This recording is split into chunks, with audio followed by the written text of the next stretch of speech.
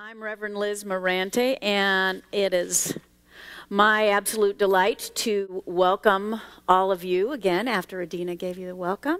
It's wonderful to see faces I know and love and faces I don't know and love. So it's a wonderful morning.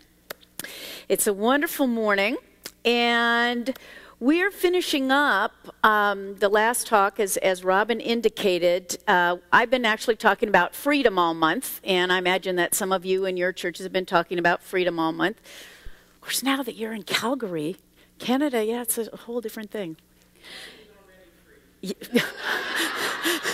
Oh, we could have a whole talk about that, but we're not going to do that. And so today, I wanted to talk about the power of surrender as actually giving us our ultimate freedom. And for some of us, that can kind of go, wait a minute, huh? How does that work? And certainly those of us who have been well-versed in the science of mind, in the mind part of the science of mind, can say, well, wait a minute, how does that work? It can seem sort of counter, not intuitive, but just counter. And so that's where I remind us, and I love to remind myself, that it is not just the science of mind, it is the science of mind and spirit. As Ernest Holmes, our founder, the great synthesizer, said at the end of his ministry that he wished he'd called it the science of mind and spirit. So, I'd like you to start contemplating that as we take a look at how this might work. And first, of course, we need to look at what may be some of our definitions of surrender. That for a lot of us, and some of you can just pretend that you're still early on in your spiritual development, that there's a part, and no matter where we are, I think there's a part of us that still thinks surrender is giving up or resigning ourselves to something, just resigning ourselves to, it's going to be, well, that's again like statement, it's going to be what it's going to be. And when we hear that, we know that's a victim point of view. So those of us who've been well-schooled in this teaching say, I'm not a victim, I can't surrender, I'm not going to give up, I'm not going to resign myself.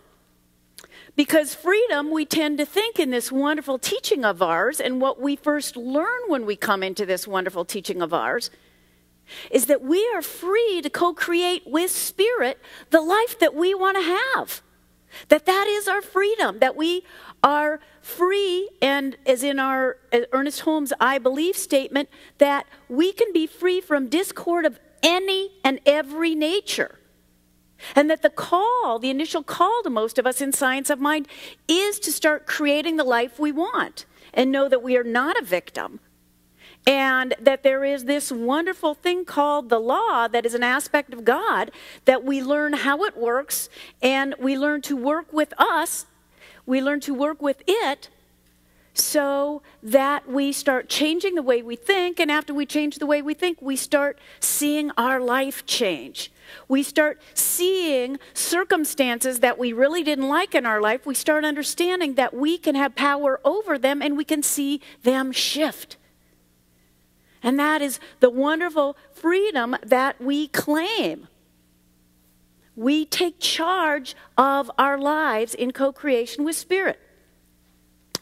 And for those of you that are brand new today, that's what we teach classes in. If that is a brand new idea to you, you will want to come take classes and learn, what is this thing called the law, and how do I work with it, align with it, to start creating the life that I really deserve to live, that something knows is mine to live. And then we learn that the film called The Secret of Manifesting wonderful things in our lives, people, career, all kinds of things that we desire. And that's so fabulous. And that does feel like liberation. And it certainly is. And yet, A couple weeks ago, well, actually, I think it was in the month of June, I talked about the idea that yesterday's solution can become today's problem. That what was the answer to all our prayers, to our needs, a new way of being, a new way of living, sometimes just a new idea for how to get out of the house on time in the morning, a new technology, what is the answer to what we've been looking for? As we cling to it and keep using it, it can itself become the problem and the enemy of our next steps. Because what can happen is as we realize that in using the law and using our power of mind and using the law, that the law will respond to our thoughts. And so as we begin to clean up our thoughts and begin to focus our thought more on what it is that we want to create and experience in our life, and it starts happening, and then when something comes along, a problem comes along, or something we don't like, then we go and use our wonderful 5-step affirmative prayer called spiritual mind treatment, and we start praying and opening up to know the good we seek, that if what we have is not good, it is not the good we seek, then we start focusing on the good we seek and we get it. And so we keep working or opening up and praying to do that, change my thinking, change my life, and change my life, and change my life. And what we're doing often is changing our thinking so we can change our circumstances, so we can fix our circumstances, so we can keep having circumstances I like. And what can happen is that our attachment gets to having the circumstances I like. And so we become dependent on having things be the way we want. Because we now know we have the power to create them and all that. But how free am I really? How free are we really? If our well-being depends on having it the way I want. How free are we really? If every time something shows up that's not in alignment with the way I want it to be, how free do I feel? Because, and my brothers and sisters, you know this, there comes a day when we have an ongoing difficulty that somehow we're just not praying away, or the unexpected shows up. We're still alive, right? So the unexpected way of showing up. It might be an illness. It might be a job loss, and certainly people have experienced this in the last 4 or 5 years with the economy doing its things. We might lose a relationship. We might have a death of someone we love.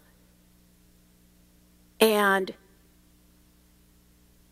we see that, we don't like it, and so we start doing the work we know to do, get my thinking in alignment with the law, make sure I'm thinking. And we do our affirmative prayer, and the situation isn't changing. The situation isn't changing.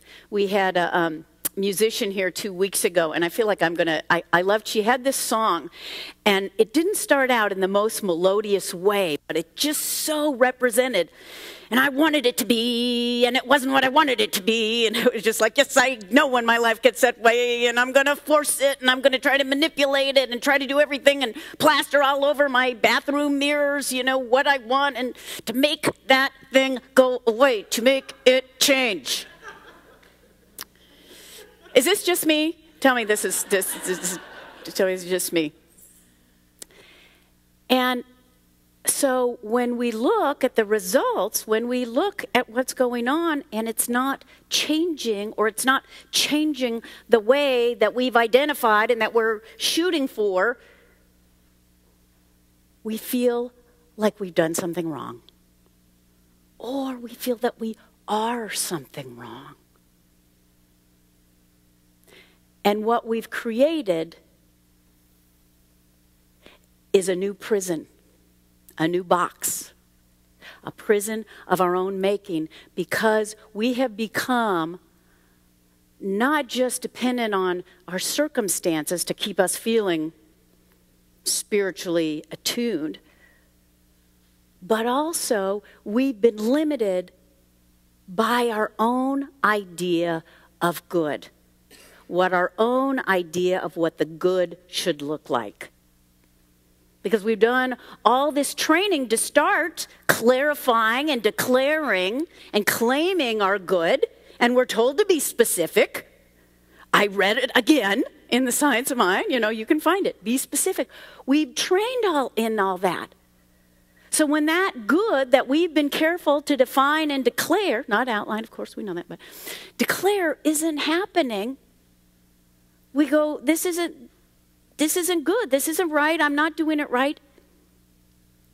And we go into this resistance of what is happening that is not what we thought was good.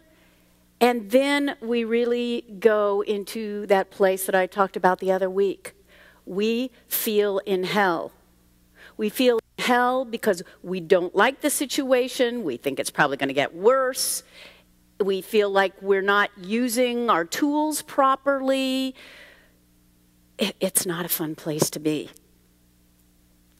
And this is when it's time to look newly at surrender. And so the first step is to stop resisting. Because stopping resisting what is, laying down to that resistance what is, does not make us a victim. That ceasing from resisting what is does not say I'm resigning myself to suffering. You know, oh, it must be God's will. I'm just going to accept that it's God's will. That's not what I'm talking about, because the resistance itself is the suffering. The suffering comes from that resistance and all the thoughts around it that I hate this, this is wrong, I'm wrong, I shouldn't be. Oh, how about that? I shouldn't be in this circumstance. I'm a practitioner, I'm a minister, I shouldn't be in this unhappy circumstance. What are people going to think?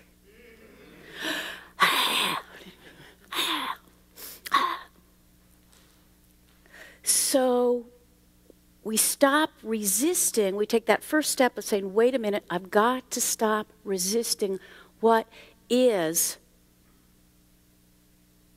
And then what we need to surrender, or what I believe often the situation is calling for us to surrender, is our idea of what our good is in this situation. We need to surrender our idea of what needs to happen, so that something new can come in.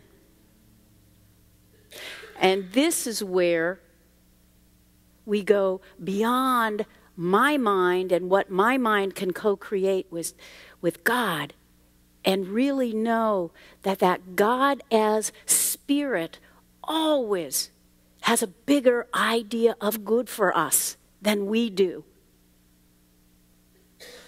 And that good does not include suffering. That's right. That good does not include suffering. But that good, your good, my good, may just be something that I cannot perceive in this moment. And so, as intelligent and brilliant and capable as I am, as we are, we have to surrender that human part that thinks it knows what it wants, so that a larger idea might come. Now, what does this take? It takes trust and faith. And I love this quote by Emerson. I wanted to get it right. I actually use it in my memorial services. He said, "All that I have seen teaches me to trust the Creator for all I have not seen." All that I have seen, all the demonstrations, all the ways that as I started in this science, that I saw my life shift when I gave the law, the new ideas of the good that I desired. As I see my prayers answered, as I see that work coming into demonstration, say, yes, there is a good for me. The universe is on my side. I take that in. I gather that in this moment of surrender to know that all this that I have seen of Spirit's intention for me and my life can teach me to trust what I can't see right now.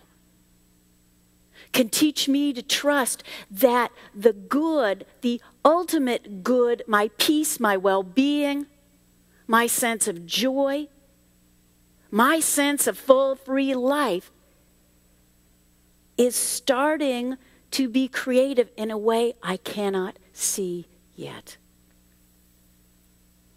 Ernest Holmes, the founder of our teaching, said it this way. He said, spiritual understanding means our belief in goodness is greater than any manifestation of its opposite.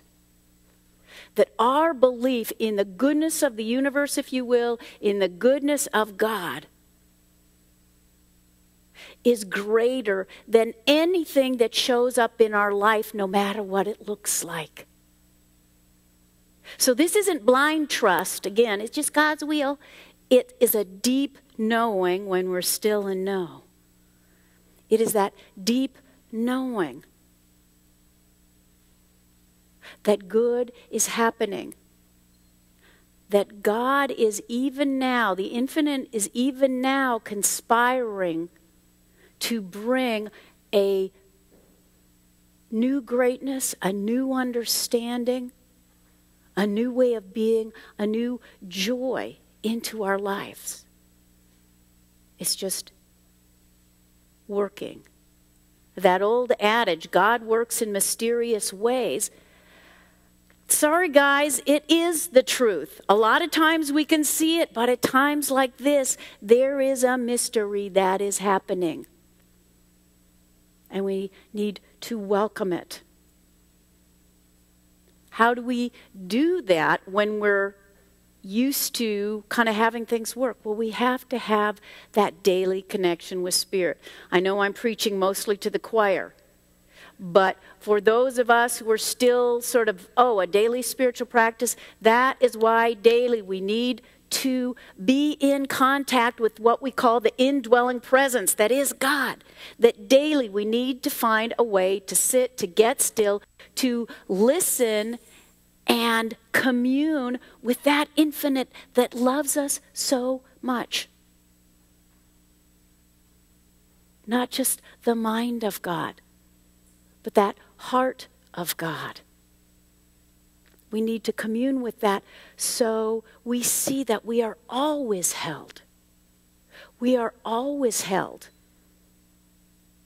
And what may keep us from moving into our new place of good is our ideas of what's worked in the past, what I'm supposed to do about it, how I'm supposed to do it, and even that we have to surrender up.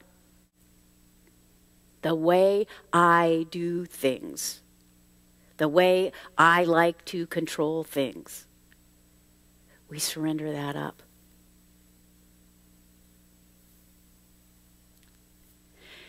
And so in this new freedom that emerges, as we start seeing that we are free from things needing to be a certain way. That I am free to stand in maybe not joy, although maybe in joy. And I am free to be in a place of well-being and peace, no matter what the circumstances, no matter going up. Because I know my good is actually right where I am. Because that good is the presence of God. That good is not my circumstances. It is the presence right where I am that never goes away. And in fact, these fun, not fun things that show up are often to reveal, to get us to turn more deeply to that presence. Adina really called it in class the other day. Adina has just completed her first year of practitioner training online. I don't even know where'd she go. Where'd she go? It doesn't matter. And she said, we were talking, oh, there she is. We were talking about this in class. And she said, when the uncontrollable circumstances show up, it is an opportunity for me to have a closer relationship with God. In fact, it's usually God's call saying, there's something in you that's not working. And it's time to see me, the Spirit, the whole enchilada, the uniforce, to see me as cause in your life, me as the source of your well-being, and not this stuff you've been playing around in and having a lot of fun with. So I ask you, or invite you, to take this day, this week, to see, is there a situation in your life that's calling for you, not that you need to, that is calling for you to surrender your efforts, and you'll know because it's the one that you're going like this with. It's your first clue. To surrender your efforts to fix it, to change it. And just start putting your attention on God. Which, not oddly enough, is why the first step in our 5-step affirmative prayer is to turn to Spirit and just rest there. And know, that is my good. And in that, knowing truly, as the song said, all is well. Because I can never, Psalm 139, I can never be lost to the presence of God. So in this moment, I am free to know all is well. That is our true freedom. Let's go within.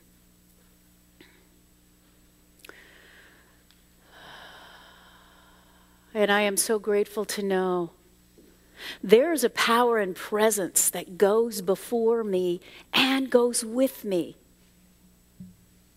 making straight my path in a way that it knows, in a way that I will ultimately see is straight to my greater becoming. It is always giving of itself, giving of its life, giving of its freedom, of its joy, of its abundance, of its love. All the time. And I can never escape from this presence. I can never escape from this good unless I turn myself away from it. That it is right where I am. I am an expression of it. And so in this moment, anything that I have been wrestling with or forcing or attempting to manipulate, I just drop it and open myself to that presence of God and say, God, what is the new path I am being led into? What is the good that I am opening to now? Reveal thy mysteries to me. And then even that we have to let go. And I let go of that and know that I am truly being led. I am being shown. And I am being brought to a greater good than my human self can ever imagine. That life of heaven on earth. That life of knowing all is well right here, right now. And I am so grateful to know that this is available to me right now. It is available to each of us right now. And so I give thanks for it. I accept it. My heart is open. And I release this word into that law and say, and so it is.